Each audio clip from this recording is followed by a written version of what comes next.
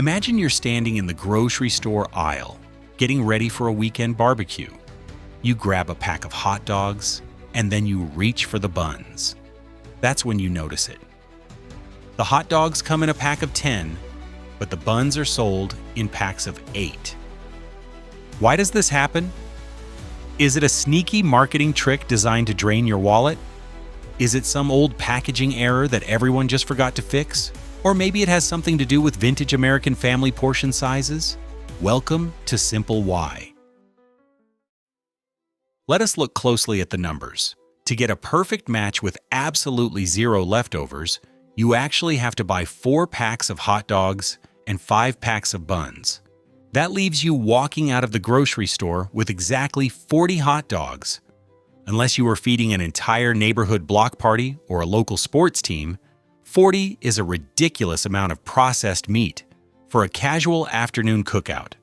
For decades, frustrated shoppers have pointed to that exact number as undeniable proof of a massive, heavily coordinated corporate conspiracy. They assume the executives of the meat conglomerates and the bread companies shook hands in a dimly lit boardroom, agreeing to intentionally mismatch their products just to force you into an endless cycle of purchasing. You buy more buns because you have extra meat, and then you buy more meat because you have extra buns. It sounds like the perfect, highly profitable corporate crime. But the truth is, there is no secret alliance between the hot dog and bun industries. In fact, they barely talk to each other. The mismatch is actually a historical accident, a slow-motion collision between two completely different, very stubborn manufacturing standards. Back in the 1940s, supermarkets were booming across the country, and massive meat packers like Oscar Mayer needed a standardized, highly efficient way to sell their products to a rapidly growing population. In the meat industry, everything is dictated by a single, unyielding rule. Everything is sold by weight. They do not care about spatial volume or packaging dimensions. They care entirely about mass. They decided early on to sell hot dogs by the pound. Since a standard factory-produced hot dog from that era weighed exactly 1.6 ounces, the math was incredibly simple and elegant. 10 hot dogs at 1.6 ounces each equal exactly 16 ounces, which is exactly 1 pound. The baking industry, however, doesn't care about pounds or ounces. They operate in a completely different universe, where space is the ultimate currency. Commercial bakeries use massive industrial baking pans, which are specifically designed to hold clusters of 4 or 8 rolls. Baking them in tight rows of 4 maximizes the rectangular surface area inside the massive commercial ovens. More importantly, it allows the edges of the dough to touch as they expand and bake. Trying to squeeze 10 buns onto a standard 8-slot tray would completely ruin the baking process. To accommodate a 10-bun cluster, the industry would have to completely redesign millions of dollars worth of bakery equipment, oven racks, conveyor belts, and packaging machines.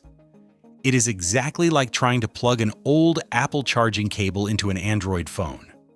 Both the meat packers and the bakers built their own perfect, highly efficient tracks.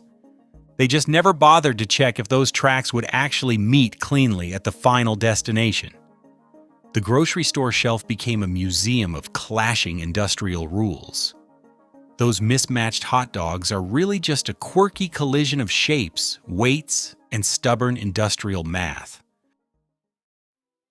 Speaking of confusing food structures at first glance, have you ever taken a closer look at your Friday night delivery pizza box? Why does a perfectly round pizza come inside a bulky, rigid, undeniably square box? On the surface, it seems like a massive waste of cardboard and spatial volume. Are delivery drivers just trying to stack them easier in the back of their cars? Do paper manufacturers design them this way simply to save on cardboard costs? Or maybe industrial cutting machines simply cannot handle creating perfectly curved lines? To find the true answer, we have to look back to the 1960s, right at the dawn of the fast food delivery boom. Tom Monahan, the founder of Domino's Pizza, had a massive logistical problem. Before this era, pizzas were often shoved into flimsy, generic bakery boxes. The result was an absolute disaster. The heat would escape rapidly, the grease would soak straight through the bottom, and the boxes would eventually collapse under their own weight, pressing wet cardboard directly into the hot cheese. He needed a container that could trap intense heat and survive being stacked 5 high without crushing the crust. Most importantly, it had to arrive at the store completely flat to save precious warehouse space. The modern corrugated cardboard pizza box was born. Building a sturdy, round box out of cardboard is a manufacturing nightmare. It is like trying to wrap a bowling ball in a sheet of newspaper.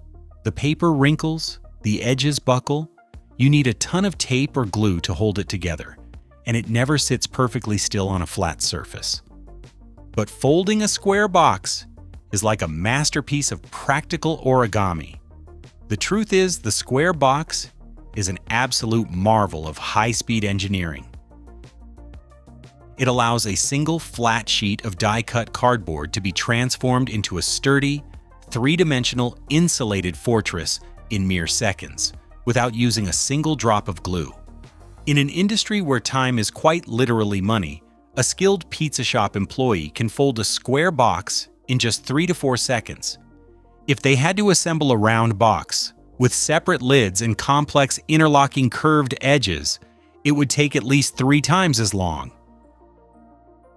Americans buy about 3 billion pizzas every single year. As a result, trimming a few seconds off the assembly of each box saves the restaurant industry millions of hours of expensive labor. But wait, there is a second layer of absolute genius to this design. Those 4 empty corners inside the box aren't dead, wasted space at all. They allow the moisture to circulate and escape, preventing your crispy crust from turning into a soggy sponge. Furthermore, this gap allows you to grip the crust and carefully pry off the first slice without burning your hands or accidentally breaking the delicate melted cheese inside. All of these decisions finally collide to reveal one simple reality. The meat industry built a clean pound-based system, 10 dogs to 16 ounces. The baking industry never followed. Their trays stayed locked onto 8, a number built purely around oven space. Fixing that gap would cost corporations millions. Leaving you to handle the extra math is free. So the next time you stare down 2 extra hot dogs or 2 empty buns, you already know who's really to blame. Now that you know the hidden history behind this barbecue puzzle, how do you handle the extra hot dog math at your own cookouts? Drop your answers below. And if you love uncovering these everyday mysteries, hit that like button and subscribe. See you in the next video.